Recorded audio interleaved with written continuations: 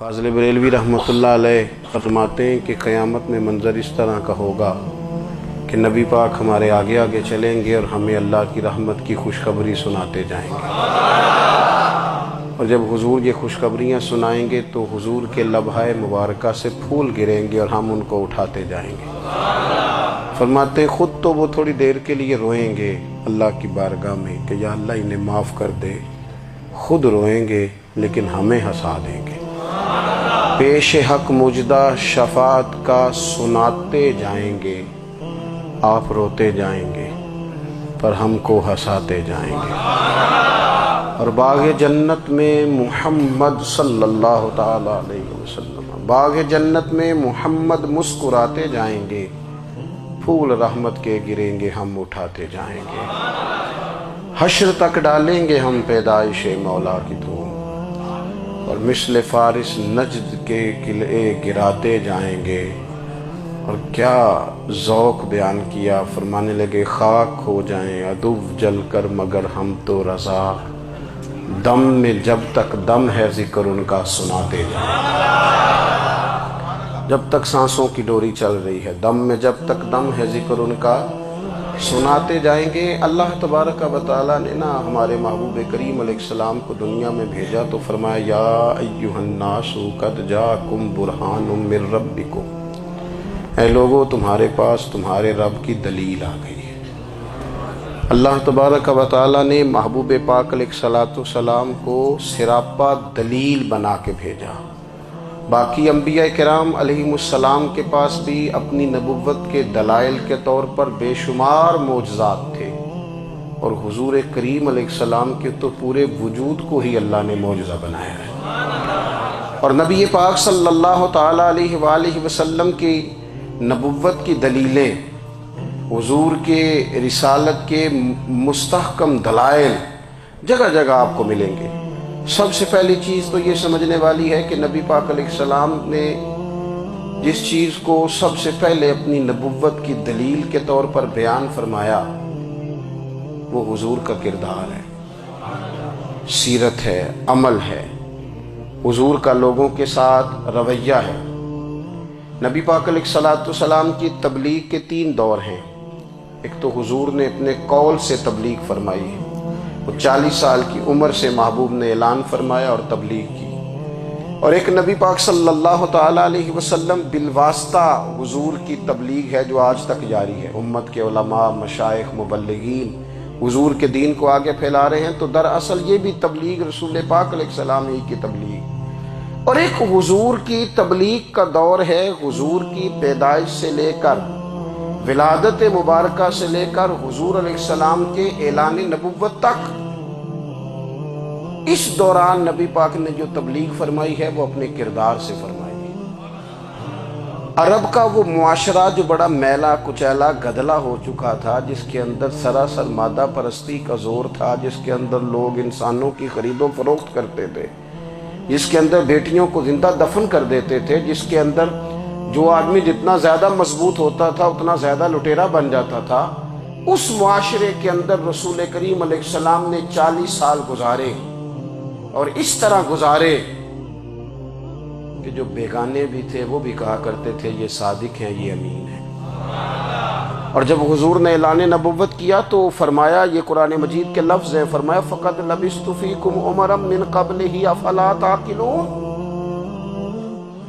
میں تمہارے بیچ عمر کا ایک حصہ گزار چکا ہوں، تمہیں عقل نہیں ہے، شعور نہیں ہے۔ نبی کریم علیہ السلام نے اپنے کردار کو، اپنے عمل کو اپنی نبوت کی دلیل کے طور پر بیان فرمایا۔ وہ تو حضرت حلیمہ بھی فرماتی ہیں نا، جب میں نبی کریم علیہ السلام کو اپنے گھر لے گئی تو میرا اپنا بچہ بھی دودھ پیتا تھا، 2 میرے بیٹے ہو گئے، ایک میری یہ نسبی اولاد اور حضور میری رضائی اولاد۔ تو کہتی ہیں جب میں کریم محبوب علیہ السلام کو اپنے سینے سے لگاتی تھی تو حضور میرے ایک پستان سے دودھ پیتے تھے اور دوسرا اپنے بھائی کے لیے چھوڑ دیا کرتے تھے۔ یہاں سے رسول کریم علیہ السلام نے کردار کے ذریعے تبلیغ، اور پھر اعلان نبوت سے پہلے ایک تنظیم عرب کے جوانوں پر، عرب کے سرداروں پر مشتمل بنائی گئی، جس میں نبی کریم علیہ السلام نے بڑا حصہ لیا سرکار نے، اور बड़े अहम लोगों को शऊर हुजूर ने अता फरमाए। वो उस जमात का फैसला था कि हम सारे जवान, सारे बड़े लोग मिलेंगे। ये हुजूर के ऐलान नबूवत से पहले की बात है। हम बड़े लोग मिलेंगे, किसी बड़े को किसी छोटे पर जुल्म नहीं करने देंगे, किसी आदमी को किसी गरीब का हक नहीं खाने देंगे।